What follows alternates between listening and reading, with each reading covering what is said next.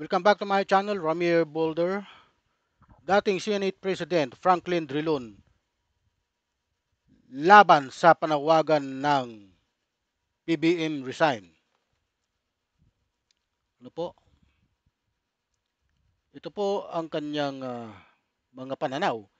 Hindi sinusuportahan ni dating Senate President Franklin Drilon ang mga panawagan magbitiw si Pangulong Ferdinand Marcos Jr. sa pwesto kaugnay ng isinasagawang kilos protesta sa November 30. Paliwanag niya ang ganitong panawagan ay maaaring makalingat sa mas mahalagang usapin. Ang pananagutan ang mga opisyal ng pamahalaan sangkot sa anomalya. Binibigyan diin ni Drilon na dapat ilaan ang lakas at atensyon sa mabilis, masusi at malayang pagsisiyasat sa mga aligasyon ng korupsyon upang matiyak ang pananagutan at integridad sa serbisyo publiko. Drilon hindi pabor sa panawagang ng iilan na BBM resign. Marami po sa ating mga dating senador, sa mga business sector, ah, ang ayaw po na panawagan ay BBM resign. Sapagkat unang-una, paano na po itong investigasyon ng flood control kung magre-resign si PBBM? Di ba mababaliwala? Walang patutunguhan yan. Hindi naman nagagarantiyahan na ang susunod kung sino man ang papalit sa kanya, kung siya ay magbibitaw o siya ay mag-resign, ay pagpapatuloy yan. Hindi po mangyayari yun. Kaya mababaliwala lang yan. Ang lahat ng pagpagod na ginawa, ultimo, ang pag-create ng ICI, mabubuwag po yan. Wala nang mag-iimbestiga. Ano? Oh.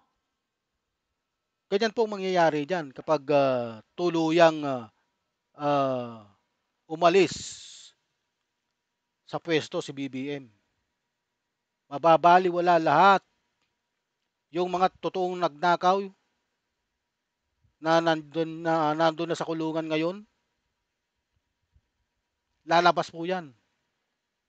Pati si Saldico uuwi yan, mababaliwala yung kanyang mga kaso. Paano yung mga ninakaw nila? Sige nga. Doon sa mga DDS na gustong-gustong mag-resign si PBBM.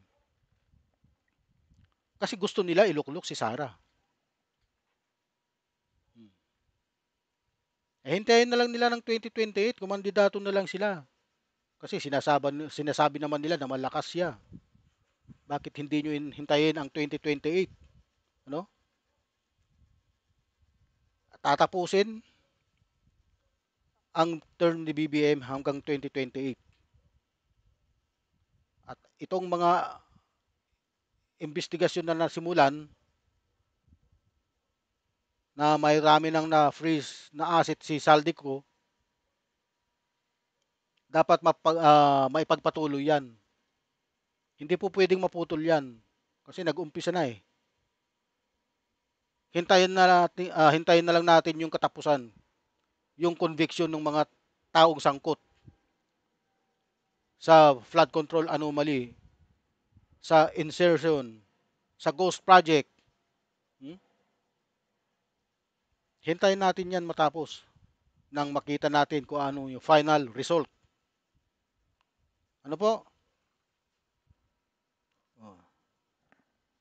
Sa gitna ng lumalalang kaguluhan sa political na arena ng Pilipinas ngayong taon na ito, na pinukaw ng mga akusasyon ng katiwaliang proyekto, flood control,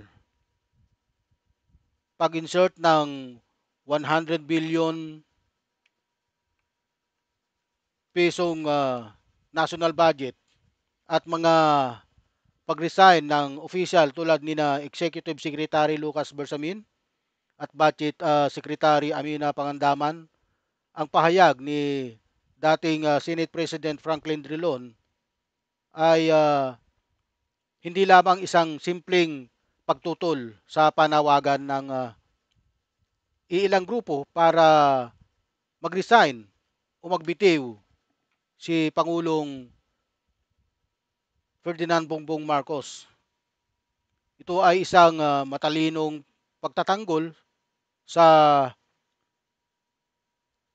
proseso ng demokratikong hustisya na nagbibigay diin sa pagiging matatag ng institusyon laban sa emosyonal na reaksyon na maaaring magdulot ng mas malaking kaguluhan. Si Dillon na may mahabang karanasan bilang 3 times Senate President at isang kilalang legal lumang lupa at malinaw na nagbabala sa mga rally ngayong darating na November 30 na hindi dapat maging sentro ang pag-resign ng Pangulo. Ang dapat pagtuunan ng pansin ay ang pag-uusig, pagkondina at pagpaparusa sa mga tunay na may sala sa anomalya. Oh, yan.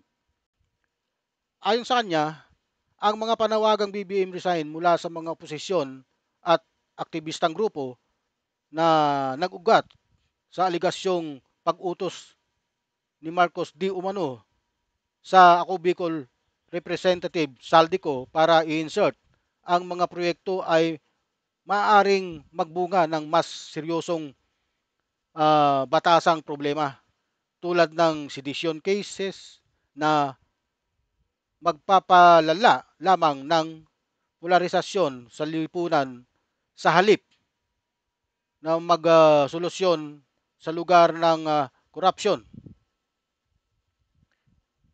Ito ay sumasalamin sa kanyang paninindigan na ang politika ay dapat maging arena ng madaling pagbabago ng liderato, kundi ng maingat na pagpapatupad ng batas upang mapanatili ang katatagan ng gobyerno.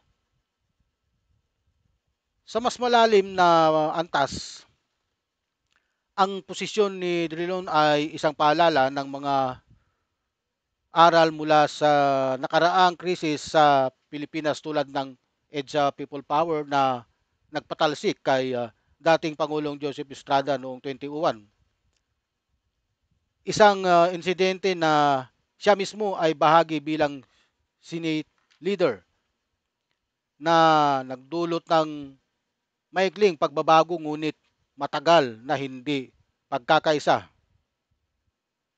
Ngayon sa konteksto ng 2025 cabinet reshuffle sa midterm election result na nagpapakita ng pagkakahati-hati sa politika ang pagtutol niya sa resign calls ay nagpo-promote ng isang mas konstruktibong landas ang paggamit ng mga mekanismo tulad ng House investigation, ombudsman, probes, at sandigan bayan trials upang hawakan ang mga sangkot kabilang ang mga opisyal na nag-resign upang magbigay daan sa investigasyon. Ito ay nagdudulot ng konklusyon na ang tunay na pagbabago ay hindi nasa pag-alis ng isa, kundi sa pagtutok sa accountability ng marami. Mula sa mababang opisyal hanggang sa mga nasa taas upang maiwasan ang paulit-ulit na siklo ng korupsyon na sumisira sa tiwala ng publiko. Sa huli, pahayag ni Drilon ay hindi lamang isang legal na payo. Ito ay isang panawagan para sa pagtitiis at rasyonalidad sa gitna ng galit ng masa habang ang mga rally ay lehitimong ekspresyon ng hindi pagkontento. Ang pagturo ni Drilon sa prosecution, conviction and punishment bilang prioridad ay magbibigay ng gabay na maaaring maging pundasyon ng tunay na reforma. Isang Pilipinas na hindi nagiging biyasa sa pagtalsik ng leader kundi sa pagbuo ng mga institusyon, hindi na kailangan talikuran kung susundin ito. Maaring maging turning point ang krisis na ito tungo sa mas matibay na demokrasya, kung hindi maaaring maging simula lamang ito ng mas malalim na dibisyon na makakaapekto sa darating na 2028 election. Ang tanong ngayon, pakikinggan ba ng mga nagrarally ang tinig ng karanasan, o lalabanan ba nila ito na sa ngalan ng agarang hustisya? Ang sagot ay nasa mga susunod na araw. Ngunit ang aral ni Drilon ay malinaw. Ang hustisya ay hindi sa sigaw ng karamihan, kundi sa bigat ng batas.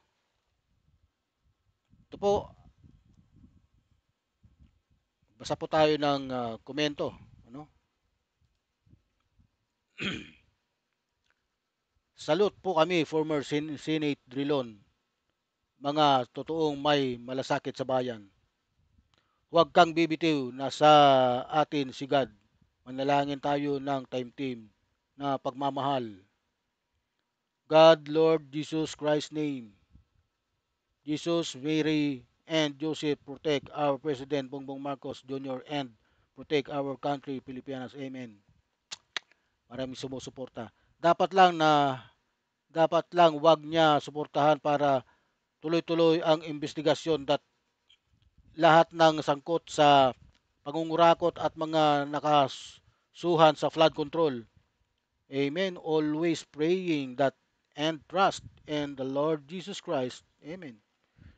Ito po ang mga komento halos pabor din sa panawagan sa mga naratibo ni Drilon na against sa BBM resign. Ano? Marami po ang tutol sa panawagang BBM resign. Maliban sa mga DDS, sa mga supporters ni Sara. Ano po?